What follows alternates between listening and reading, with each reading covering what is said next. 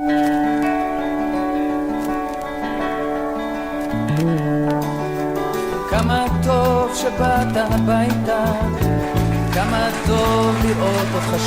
ont relevé le défi de l'Alia. Studio Kalita vous raconte leur histoire.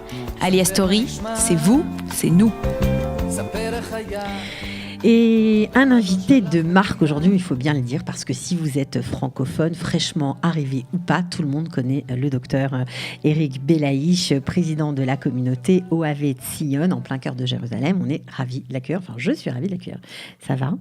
Parfaitement. Bienvenue. Très heureux d'être là avec vous. Nous aussi, on est ravis de vous accueillir. Bienvenue. Merci. Alors, juste en 2 mots, avant de dérouler le fil de cette alia, vous présenter, pour ceux qui ne vous connaissent peut-être pas encore. Donc, vous êtes chirurgien maxillofacial, stomatologue, vous êtes Moël, vous avez circoncis des centaines d'enfants dans tout le pays, mais aussi à l'étranger. Oui, exact. Dans des circonstances parfois rocambolesques, voilà.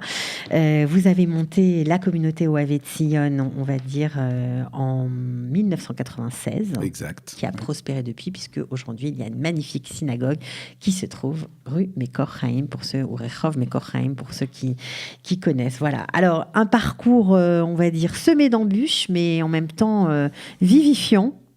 Absolument, absolument. Et alors, cette alia, chacun évidemment a son histoire. La nôtre a commencé très tôt. Quand je dis la nôtre, c'est celle de la mienne et celle de mon épouse et de notre famille. Elle a commencé très tôt, puisque dans nos prières, on rappelle cette obligation pour chaque juif de rentrer à la maison après ces 2000 ans de galoute. Et c'était très ancré en nous. Alors évidemment, l'installation en galoute, la galoute est belle. Et la France a fait de nous des hommes, il faut absolument le dire et remercier de tout ce qui a été fait pour nous. Mais on a senti, donc en 96, lorsque mon épouse et moi on a décidé de faire notre allié, on a véritablement senti que c'était le moment. Alors, vous avez senti que c'était le moment, mais vous m'avez dit en préparant l'émission que forcément, puisque vous êtes pratiquant, observant, vous étiez Chazan à Saulnier, dans le 9e arrondissement de Paris. Vous êtes aussi un élève du Rav Naouri, donc tout ça, ça a une résonance, parce que vous faites votre fila 3 fois par jour et que pendant cette fila, vous vous tournez vers Jérusalem, vers Israël. Oui, absolument. Ah bah oui, nous, on a eu la chance d'être éduqués et formatés, je dirais, par les meilleurs. Effectivement, j'ai pendant des années étudié avec le grand rabbin Naouri, le Rav Shushna également, dont j'ai plaisir à rappeler la mémoire ici, dans la communauté de Belleville, dans le 20e à Paris. Bon, on les salue, tous nos amis de Belleville, peut-être qu'ils nous écoutent. Il y a beaucoup de gens qui nous écoutent en France. Absolument. Et alors, ils nous ont donné ce goût à l'étude, au respect des mitzvot, etc. Et alors, évidemment, après, j'ai donc été nommé... Un sérieux dans l'étude, on va dire. Un sérieux, ah oui, absolument. On a goûté au Mikli Rishon, comme on dit, avec les meilleurs. Et puis, après, j'ai été nommé donc, à Saulnier, où j'ai été Chazan pendant 17 ans, ce qui nous amène en 96. Et là, encore une fois, donc, on a décidé de venir. Alors, juste avant d'entamer votre parcours israélien, vous n'aviez a priori sur le papier aucune raison de venir en Israël, à part votre attachement, c'est important, mais votre attachement au judaïsme, à vos traditions. Mais du point de vue professionnel, vous étiez extrêmement bien installé. Nous n'avions aucune raison sur le papier de faire notre aliyah. On était... Personnellement, et mon épouse également, on était très bien installés. J'avais un cabinet de stomato qui marchait très bien. D'un point de vue communautaire, j'étais plus qu'intégré. Dans quelle communauté vous étiez ? Saulnier uniquement ? À Saulnier. D'accord. Après Belleville, après Julien-Lacroix, donc Saulnier. Et vraiment, vraiment bien. J'étais un Moël connu et reconnu. Toutes mes activités... Moi, je suis né à Paris. Donc mes activités, je connaissais Paris comme ma poche. Je veux dire, on était chez nous. Ouais, franchement, vous aimiez Paris en plus. Absolument. Je dois le dire, jamais eu à souffrir du moindre signe d'antisémitisme. Rien ne nous poussait ou nous chassait de la France pour qu'on arrive ici en Israël. C'était vraiment un choix qui a été un choix décidé, mûrement décidé, etc. Shaya mitbachel, comme on dit ici. C'était quelque chose qui s'est mûri petit à petit, évidemment. Et puis on a senti cet appel, véritablement. Alors à l'époque, lorsque vous êtes venu, 1996, il n'y avait pas encore d'équivalence en matière de diplôme, notamment pour les dentistes stomato, parce qu'en France, c'est une spécialité médicale, mais ici, pas. Ici, il faut être dentiste pour être stomatologue, donc c'était déjà s'engager dans une grande galère sans le savoir. Oh là là, c'est une véritable plaie béante. Vous ouvrez un dossier extrêmement complexe. Vous travailliez à l'hôpital à l'époque en France ? Oui, absolument. Vous aviez un cabinet, mais vous étiez aussi absolument, chirurgien. J'étais attaché, un chirurgien à la Salpêtrière, oui. Quelle était votre fonction exacte ? Qu'est-ce que vous faisiez Je faisais un des chirurgiens de l'équipe. Et puis de la Salpêtrière, je suis passé après à l'hôpital Gustave Roussy, qui est très connu, qui est un hôpital pour cancéreux. Les 3 années qui ont précédé, de 93 à 96, et où j'ai adoré ce qu'on faisait. C'était vraiment s'occuper, se mettre au service des malades, des cancéreux. On faisait de très, très grosses interventions. Vous faisiez de la reconstruction, en fait. On retirait les tumeurs. Alors, c'est tête et cou. Tête et cou. Et on retirait les tumeurs et on reconstruisait les gens. Et on avait un taux de réussite qui était très, très haut, très important. Et il y a d'ailleurs, c'est un hôpital qui est fréquenté par des chirurgiens qui viennent du monde entier. On avait même des chirurgiens qui venaient des États-Unis pour se former, etc. Et il y avait vraiment la crème de la crème, quoi, des chirurgiens reconstructeurs qui étaient au sommet de la pyramide. Et j'ai pu apprécier leur art et apprendre chaque seconde avec eux, chaque seconde. Et donc, en fait, vous aviez les deux, quoi. Vous aviez votre vie juive intense et développée, et vous aviez un métier que vous adoriez. Absolument, que j'adore toujours, qui me fait rêver. Et j'avais vraiment, et d'un point de vue communautaire, et d'un point de vue religieux, et d'un point de vue de mon intégration à la société française, et d'un point de vue professionnel, c'était le top. Voilà, il n'y a rien d'autre à dire. Non, mais c'est important de le dire. Donc, malgré tout, en 96, les choses, on va dire, parfois, ça se déclenche. Mais on ne sait pas pourquoi. Voilà. Vraiment, on a senti cet appel et je ne pourrais pas mettre le doigt sur quelque chose de très particulier. Vous êtes venu en Israël pour un voyage, puis vous avez senti... Écoutez, on venait à peu près chaque année à Pessah. Et puis le Pessah, c'était en avril 96. Avec mon épouse et moi, on s'est dit, écoute, on parle depuis des années, la Aliyah. Il serait peut-être temps de mettre un petit peu le pied à l'étrier, etc. Alors on a commencé à regarder dans un quartier. On est tombé par hasard, mais je crois qu'on a été guidé en fait. On est tombé par hasard sur le quartier de Bakaa, qui est devenu notre nouveau berceau en vérité. On voulait absolument une école. Où vous habitez toujours depuis. Absolument. Depuis ma Aliyah jusqu'à ce jour. Depuis 21 ans, vous êtes toujours dans le même quartier. Toujours dans le même quartier. On voulait absolument d'une école très particulière qui ressemblait un petit peu à ce qu'on avait connu en France. Lucien de Hirsch, etc., le parcours Yavne, etc. Donc on voulait absolument mettre nos enfants dans cette ambiance, dans des écoles sérieuses, etc. Et on a été acceptés.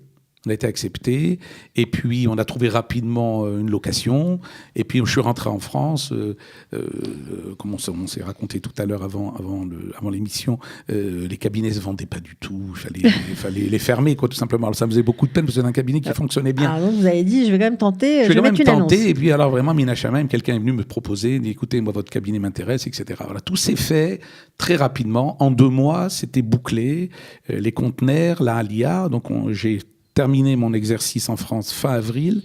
Le 26 juin 1996, on était ici en Israël. Et vous étiez ici et vous aviez aussi, au niveau du travail, une entrée, parce que vous êtes directement arrivé à Hadassah. Absolument. J'avais contacté, donc, à ce fameux voyage à Pessah, j'avais contacté un service de chirurgie tête et cou de Hadassah. C'était le professeur Elidan, que je salue ici, qui est maintenant à la retraite. Et ce monsieur m'a demandé mon parcours un petit peu, qu'est-ce que je savais faire, etc. Il m'a tout de suite coopté, on va dire ça comme ça, même si mes diplômes n'étaient pas encore reconnus. Je ne savais pas ce qui m'attendait. Oui, c'est ça, c'est la surprise. Je ne savais pas ce qui m'attendait. Il faut d'abord atterrir, après on comprend. Absolument. Et puis, donc, avant même de faire ma Aliyah, j'avais un numéro de Oved, j'étais inscrit à Hadassah, etc. J'avais mon badge. Donc, je suis rentré en France après ce Pessah. On avait l'école, une location qui était un contrat de location qui était signé, un numéro de Oved avec un badge pour travailler en tant que chirurgien à Hadassah. On ne pouvait pas espérer mieux, quoi. Donc, lorsqu'on dit qu'il faut préparer son Aliyah pour venir en Israël, vous en êtes l'exemple parfait. Apparemment, tout était huilé. Tout était ficelé. J'aurais souhaité une Aliyah pareille à tout le monde. Alors qu'on est arrivé, les choses vont se dérouler un peu différemment. Un peu différemment. Puis en fait, c'est la faute à personne. En fait, je me retrouve dans une spécialité qui, au niveau européen, est une spécialité médicale. Moi, je suis médecin. J'ai terminé mes études de médecine, puis après, je me suis spécialisé. Et en Israël, il se trouve que cette spécialité relève du dentaire. Et évidemment, je ne suis pas dentiste, à la base, je n'étais pas dentiste. Alors, quand j'ai voulu valider, alors, mon diplôme de médecine a été reconnu tout de suite. Mais pas la spécialité. Pour la spécialité, je me suis retrouvé dans un ping-pong, quoi. Les médecins m'ont dit, écoute, la spécialité, elle n'est pas chez nous, donc on va voir les dentistes. Arrivé chez les dentistes, ils m'ont dit, écoute, la spécialité, elle est chez nous, mais tu n'es pas dentiste, donc on ne veut pas de toi. Alors, je me suis retrouvé dans une espèce de situation kafkaïenne, et il a fallu que je devienne dentiste pour pouvoir faire valider mon diplôme de maxillofacial. Mais vous n'avez pas recommencé toutes vos études quand même. C'est ce qu'ils ont voulu. Oui, mais bon. C'est ce qu'ils ont voulu. Alors j'avais 36 ans en arrivant ici. On avait fait, je me rappelle, l'avant-veille de ma alia, on avait fait une reconstruction de visage. C'était un truc qui était une première mondiale. J'arrive ici, on me dit, écoute, il faut que tu redeviennes dentiste, il faut que tu te mettes à gratter un peu de la galalite, etc. Alors c'était insupportable pour moi. Insupportable. Et je dois dire, vraiment, je le dis ici à votre antenne, je remercie ici très officiellement mon épouse, parce que si elle ne m'avait pas donné un petit peu de vitamine, je pense que j'aurais peut-être craqué. On dit qu'il faut descendre d'une marche quand on fait son alia, c'est vrai ou pas ? C'est plus que ça. Je crois que c'est opération Karcher. C'est-à-dire que la galoute, oui, parce que la galoute, c'est un vernis. En plus, c'est Esav, on est dans la galoute de Edom. C'est bien connu que Edom, selon les Chachamim, c'est la galoute du clinquant, du paraître, mais pas du émet. Et alors, quand on arrive ici en Israël, et plus on est installé en galoute, et plus ça fait mal. Et plus c'est dur. Vous arrivez ici en Israël, et puis il y a une espèce d'opération Karcher, comme je vous dis, on vous met nu, à poil, on vous met nu, et là, ça fait mal. Alors, d'aucuns y arrivent, d'autres quittent, etc. Alors moi, j'étais franchement, à un moment donné, je reconnais, je le dis ici à votre antenne, j'étais un peu dans le doute. Parce que j'avais quitté une situation... Non, mais c'est sûr qu'en plus, 36 ans, c'est jeune, on est en plein... on est vraiment à l'aube d'exploser dans sa carrière professionnelle. Enfin, je veux dire, c'est le moment où il y a beaucoup de perspectives encore. J'étais au sommet de la microchirurgie, c'était au sommet de mon art. Franchement, et j'avais envie... Non, puis vous aimiez ça, surtout. Je suis un amour toujours. Mais bien sûr, vous êtes toujours d'ailleurs, vous êtes toujours en exercice, il faut quand même absolument, le préciser. Absolument. Et je voulais franchement, peut-être humblement, je le dis, mais je voulais apporter un petit peu. Je sais qu'en Israël, cette chirurgie n'était pas encore tout à fait développée. Et j'ai fait d'ailleurs quelques reconstructions qui étaient d'avant-garde ici quand je suis arrivé. Oui, j'ai eu l'occasion de le faire. Et je voulais donner ça. On m'a pas laissé. Mais apparemment, ça s'est pas passé comme ça. Non, pour des raisons techniques. Donc, pour des raisons techniques, un bras de fer avec le ministère de la Santé pour faire valider une spécialité qui faisait pas partie, qui n'était pas officiellement, faisait pas partie du cursus que j'avais suivi. Donc, j'ai dû valider mes diplômes de dentaire. On ne m'a pas laissé faire au départ. On m'a dit non, il faut reprendre toutes tes études. Mais ça a été très long. Vous avez eu plusieurs bras de fer avec le ministère de la Santé. Ça a duré 7 ans. Ça a duré 7 ans. Et en 2003, enfin, on vous reconnaît le droit je récupère ma position que j'avais en France. Donc, ça a mis 7 ans. Ça a mis 7 ans. J'aurais peut-être pu faire une autre spécialité. Mais je n'aurais pas abandonné parce que je suis trop amoureux de la mienne. Trop amoureux de la mienne. Ouais. Bon, alors, mais pourtant, pendant ce laps de temps, en tout cas au début, vous avez participé à des colloques internationaux, vous l'avez dit, même participé à des reconstructions maxillofaciales. Vous avez goûté quand même au monde hospitalier israélien, vous avez apporté un petit peu votre... Absolument. J'ai été au départ un peu coopté à Hadassah, et puis après on m'a dit que je ne pouvais plus rester dans un service de parce que c'était pas officiel. Parce que c'était pas officiel, qu'il fallait mes diplômes. Ouais. Or, le service dans lequel qui me convenait parfaitement n'était pas un service de maxillo, mais un service de chirurgie tête et cou. C'est compliqué. J'espère que nos auditeurs... Non, mais c'est important d'en parler parce que c'est compliqué. Parfois, on ne se rend pas compte. C'est compliqué, c'est très technique, etc. Ouais. Et alors, donc, j'ai dû choisir une autre voie pour essayer de me ranger un petit peu dans ce que je suis, c'est-à-dire de la maxillofaciale. J'ai dû passer ce chemin de croix, je m'excuse de dire ça ici à votre antenne. Pas grave. Et puis, j'ai fini par avoir donc ces diplômes. Et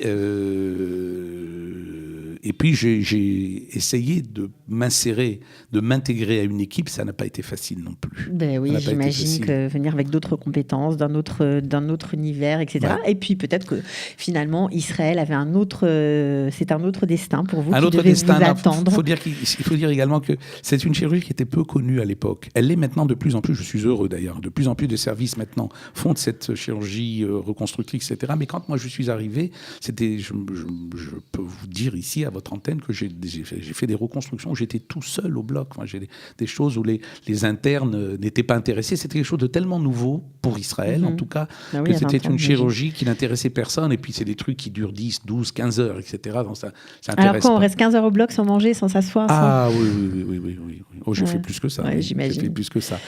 Voilà, donc d'un point de vue professionnel, alors finalement, j'ai pu atterrir dans un cabinet que j'ai monté moi-même, qui me permet d'exercer une chirurgie moyenne. C'est pas la grosse chirurgie à laquelle j'avais rêvé, je dois le dire. Ouais. Mais bon, Baruch Hashem, elle me Mais la vie est pleine de surprises. Toujours. Voilà. Elle est pleine de surprises. Et puis, c'est rigolo quand on regarde votre parcours, parce qu'au niveau des dates, donc vous obtenez votre droit d'exercer en toute légalité en 2003. Et puis, en 2003, eh bien, la communauté que vous aviez montée en 96, finalement, prend de l'ampleur et vous lancez la construction de la synagogue.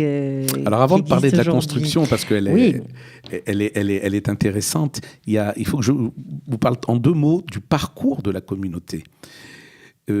Parce qu'on imagine, 96, c'est balbutiant, vous deviez être Alors, on s'est retrouvé une petite bande de copains, on se connaissait de Paris, et puis certains ont dit, écoute, c'est dommage, t'es Chazan, etc. Pourquoi est-ce qu'on ne ferait pas un petit minyan, etc. Bon, beaucoup le font. Hein. Alors, on a cherché un petit local. On avait trouvé ça au Beth Frankfurter, pour les gens qui connaissent, au Derer Bethlehem, où la responsable, Madame Zini, que je remercie ici, nous a accueillis. Et on s'était donc donné... on s'était donné le mot pour démarrer ce minyan. Et je me rappelle que le premier minyan, on n'était pas minyan. On était 9. Vous n'étiez pas minyan ? On n'était pas minyan. Je me vois encore sortir pour chercher le 10e dans la rue pour pouvoir compléter le minyan. Ça m'a un petit peu déçu. J'ai dit, écoute, bon, ça part du pied gauche, etc. Mais la semaine d'après, on était 20. La semaine d'après, on était 50. On s'est retrouvés très rapidement. Le minyan a explosé. On a dû changer de local.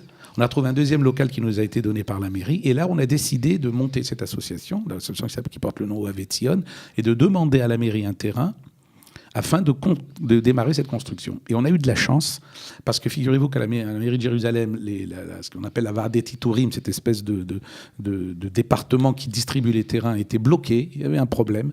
Il était bloqué, ils ne distribuent plus les terrains. Et quand nous, on est arrivés en 2003, ils ont débloqué. Et on a eu en 2 mois un terrain, alors que d'autres attendaient depuis des années. Et on a eu ce terrain, donc on s'est constitué une association qui comporte 7 membres. Et puis, on s'est dit, voilà, maintenant, on va puisqu'on a le terrain, il va falloir maintenant ramasser des sous pour construire. Ça a pris combien de temps entre le moment où le terrain vous a été alloué et le moment où la synagogue a ouvert ses portes à tous ? 5 ans. 5 ans. On a eu le terrain en mars 2003 et on a fini la construction en septembre 2008. Alors pendant ce temps-là, la communauté était toujours... on est toujours au Matnas. Au Beth Frankfurter ? Au Matnas ? Non. Beth Frankfurter, on l'avait quitté depuis longtemps. D'accord. Parce qu'on était trop nombreux. C'était un petit local. On était au Matnas. On a été hébergé par le centre, le Matnas, centre municipal de Baka, qui nous a très ouvert les bras, très gentiment, etc. Et puis la communauté devenait très importante. On était plus de 200, 250 personnes. Et il fallait y atterrir quelque part. Donc, on a eu ce terrain et on a commencé donc à faire des appels de fonds, à contacter l'architecte, maître d'œuvre, etc., architecte d'intérieur, etc. Et alors, j'ai à cette occasion une anecdote que je dois vous raconter parce que j'ai vraiment senti la main de Dieu qui nous aidait dans cette affaire. C'est vraiment quelque chose... D'abord, vraiment, le fait d'avoir le terrain si rapidement. Non, mais de toute façon, dans votre parcours, c'est carrément clair, parce que vous auriez pu continuer votre bonhomme de chemin, votre carrière, on va dire, au sein de la communauté, entre guillemets, médicale, dans la communauté médicale, mais et pour les Israéliens. Mais ça coïncide, les dates coïncident, et vous êtes partis ailleurs. C'est incroyable. Oui. 2003 était une année où les portes se sont véritablement ouvertes, effectivement. Voilà, et finalement, vous avez mis vos talents, vos compétences aussi au service de la création d'une communauté, ce qui n'est pas rien. Non, qui n'est pas rien, absolument. Je suis très fier de cela. Ça poursuit un peu votre histoire familiale aussi. Oui.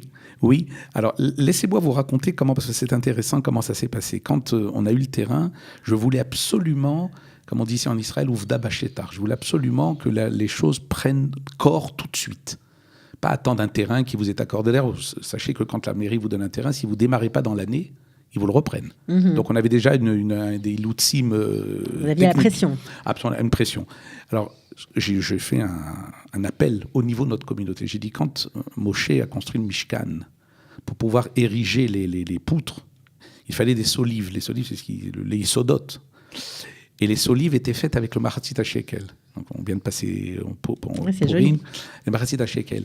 Et dans le Mahatzit HaShekel, c'est bien connu que E'achir lo yarbe ve'ada lo yamait. Le riche ne doit pas donner plus et le pauvre ne doit pas donner moins. Il fallait que chacun donne selon ses moyens. Et il me fallait $150 000 pour démarrer les Yesodot. Il y avait 150 familles différentes. J'ai dit, chaque famille me donne $1 000. J'ai ramassé $150 000 en 48 heures. J'ai contacté donc le maître d'œuvre et le Kablan, le gars qui va réaliser, et on a démarré tout de suite. Quand je dis tout de suite, c'était le jour de Tisha B'Av. Le jour de Tisha B'Av, le Kablan m'appelle, il me dit, écoute, je lui dis, tu commences demain. Il dit, mais comment demain c'est Tisha B'Av? Je dis, justement. Les Romains ont détruit la maison de Dieu. Et nous, on va la reconstruire. Il m'a dit, mais on a le droit à l'Achik. Je lui dis, écoute, le problème à l'Achik, je m'en occupe. Tu viens demain avec ton équipe. Le jour de Tisha B'Av, on a posé la Even Pina, la pierre angulaire. Il y a d'ailleurs une Megillah qui a été écrite sur un parchemin qu'on a enfoui là-bas. Dans 2000 ans, on la retrouvera quand ils feront des fouilles sur place, dans lequel on a marqué ici le jour de Tisha B'Av, la communauté Ohavetzion et le comité, on s'est engagé à finir ce bâtiment, etc. Mais il y a fait. Très beau. Et alors, une fois que les fondations ont été faites, il faut la charpente. Alors ça, la charpente, c'est du lourd, comme on dit. Hein. Alors, pour ceux qui connaissent la synagogue, elle est vraiment très, très belle. Elle est pleine de symboles. La décoration est assez... On se rend, même si on ne le sait pas quand on rentre, on sent qu'il y a de la réflexion derrière chaque chose. Oh là là, c'est des dizaines, des centaines d'heures de réflexion. Ah oui, avec l'architecte. D'ailleurs, l'architecte qu'on a pris pour l'extérieur, celui qui a fait le Mivné. Hein, on la voit d'ailleurs derrière moi, la très belle synagogue de ça, c'est l'intérieur. Effectivement. Alors, le monsieur qu'on a pris, c'est un monsieur qui est en fin de carrière, qui a construit la moitié de Jérusalem.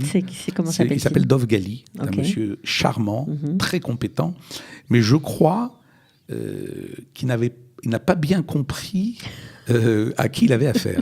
On lui a dit qu'on était une communauté, la plupart étaient des communautés juives d'Afrique du Nord, etc. On voulait quelque chose qui ressemble. Moi, je me suis imaginé la coupole, etc., dans les synagogues un peu orientales, quoi. Et alors, il a tout fait dans sa vie, mais il n'a pas fait de synagogue. Il voulait absolument faire une synagogue. Absolument. Donc, en les appels d'offres, on l'a choisi.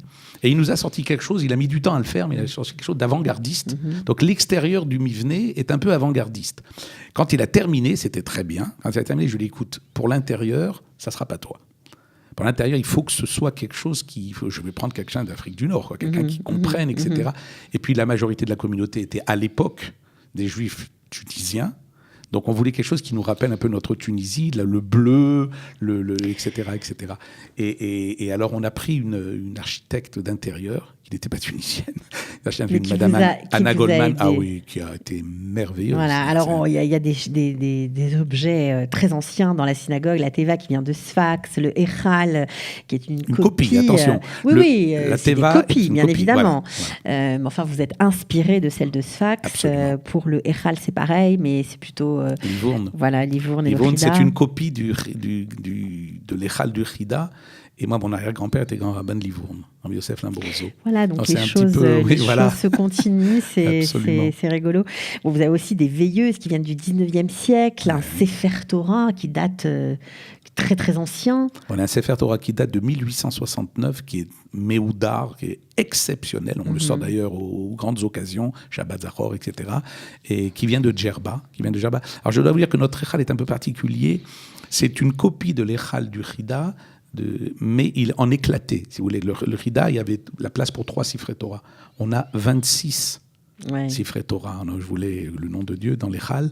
On a 26 Sifrei Torah, dont celui dont vous parlez, qui vient de Djerba de 1869. Il y en a d'autres aussi qui sont aussi assez anciens.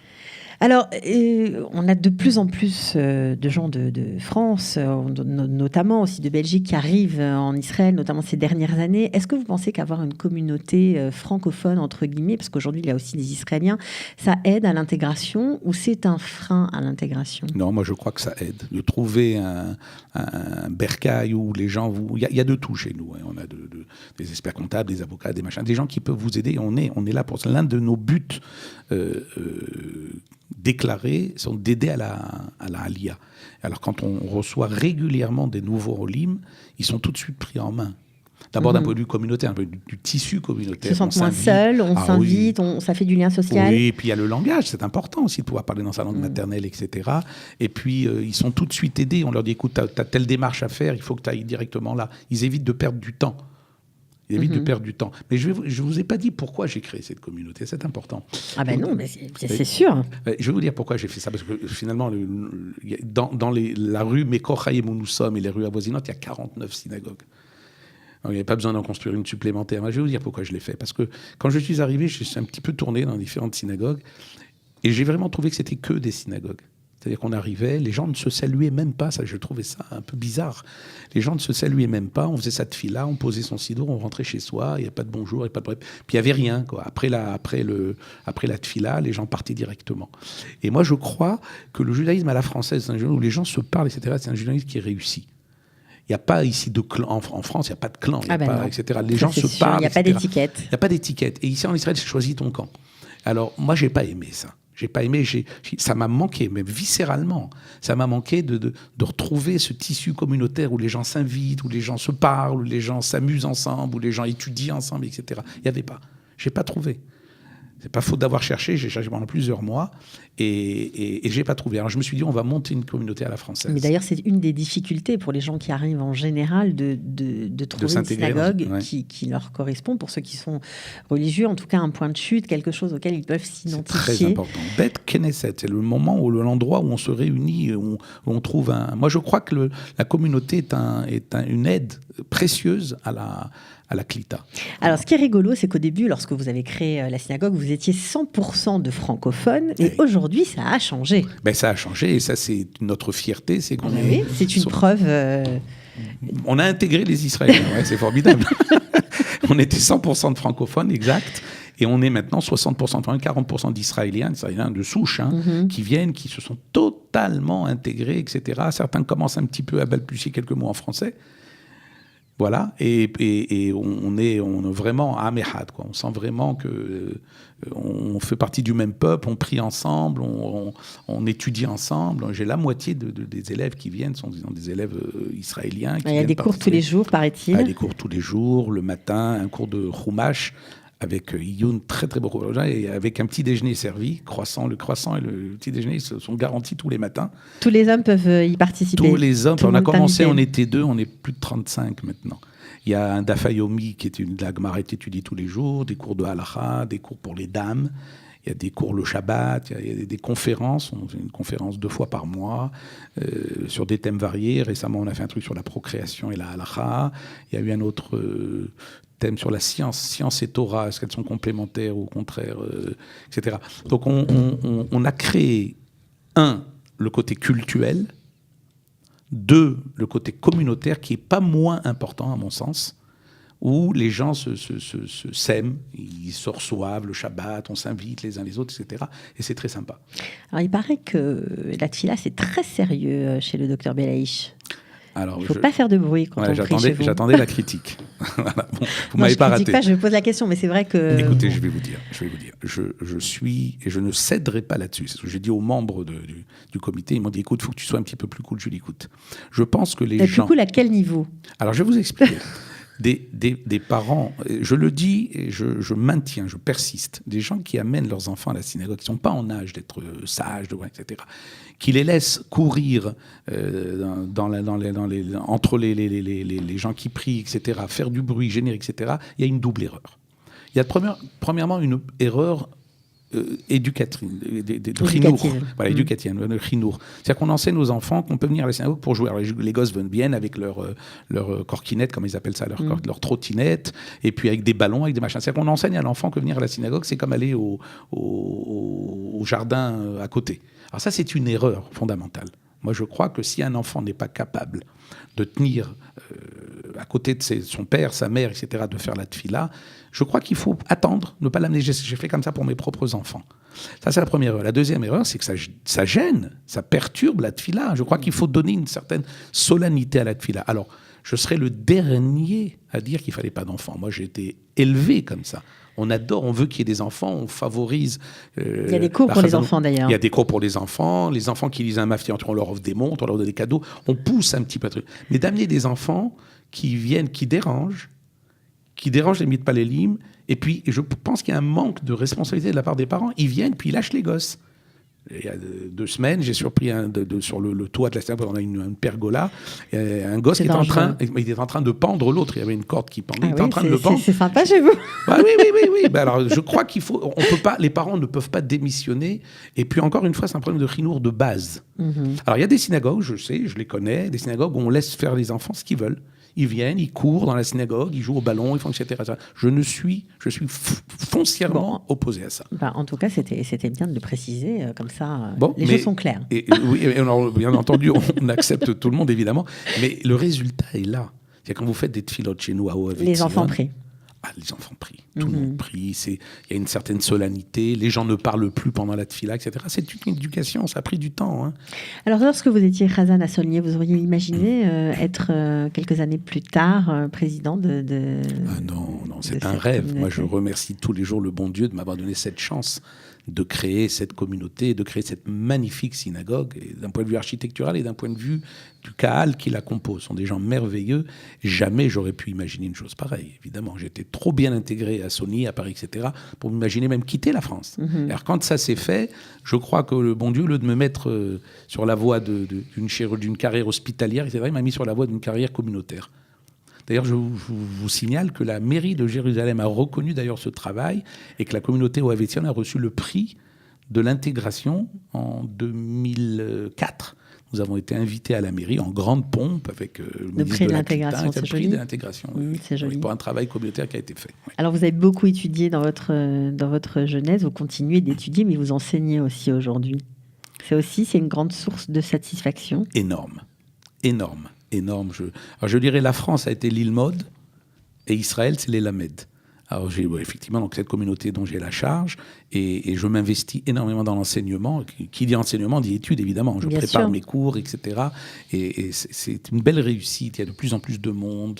Et puis encore une fois, les gens s'aiment bien. On vient étudier avec, on est content de se retrouver pour étudier. Rien n'est imposé, rien n'est... Et effectivement, donc c'est du Limud Torah. Limud Torah en Eretz Israël, c'est mieux que Limud Torah en France, c'est sûr.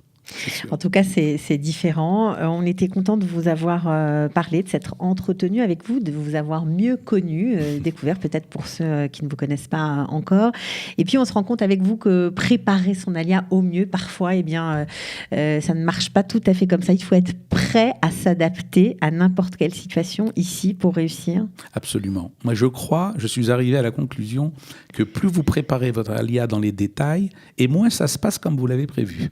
Il faut laisser une part, il faut laisser un peu la main de Dieu. C'est-à-dire, moi, j'ai préparé ma alia, j'ai tout je suis comme verrouillé. Ça. J'ai essayé de tout verrouiller. Et quand je suis arrivé, tout s'est présenté autrement. Alors, on fait face aux difficultés, bien évidemment. Sûr. Et puis, on aime cette terre. Et je vous dis, ça fait 21 ans que je suis là.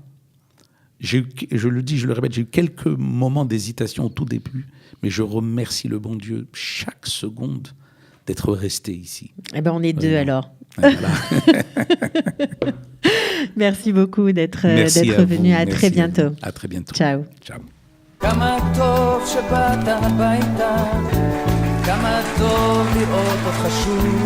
Ils ont relevé le défi de l'Alia. Studio Kalita vous raconte leur histoire. Alia Story, c'est vous, c'est nous.